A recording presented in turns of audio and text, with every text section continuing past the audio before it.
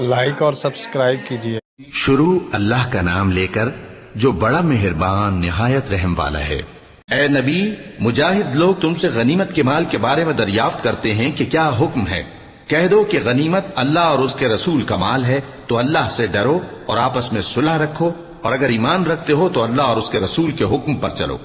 مومن تو وہ ہیں کہ جب اللہ کا ذکر کیا جاتا ہے تو ان کے دل ڈر جاتے ہیں، اور جب انہیں اس کی آیتیں پڑھ کر سنائی جاتی ہیں تو ان کا ایمان اور بڑھ جاتا ہے،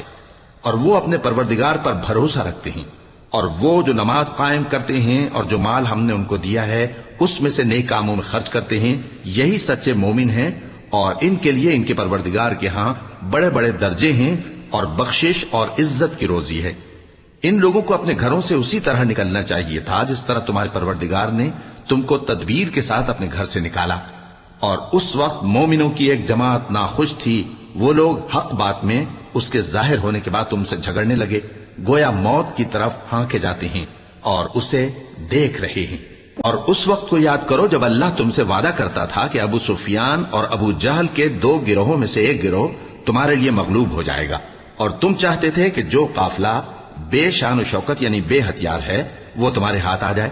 اور اللہ چاہتا تھا کہ اپنے فرمان سے حق کو قائم رکھے اور کافروں کی جڑ کاٹ دے، تاکہ سچ کو سچ اور جھوٹ کو جھوٹ کر دے، گو مشرک ناخوش ہی ہوں۔ جب تم لوگ اپنے پروردگار سے فریاد کرتے تھے تو اس نے تمہاری دعا قبول کر لی، اور فرمایا کہ تسلی رکھو، ہم 1000 فرشتوں سے جو ایک دوسرے کے پیچھے آتے جائیں گے تمہاری مدد کریں گے۔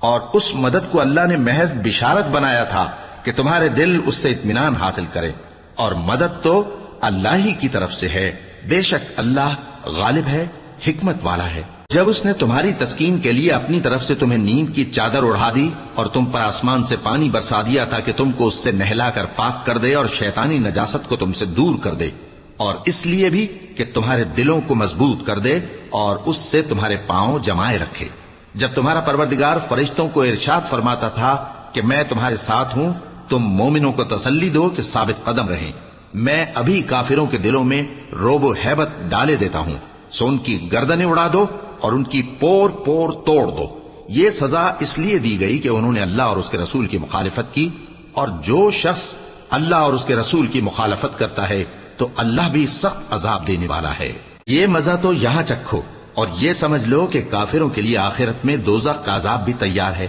اے اہل ایمان، جب میدان جنگ میں کفار سے تمہارا مقابلہ ہو تو ان سے پیٹھ نہ پھیرنا، اور جو شخص جنگ کے روز اس صورت کے سوا کہ لڑائی کے لیے کنارے کنارے چلے، یعنی حکمت عملی سے دشمن کو مارے یا اپنی فوج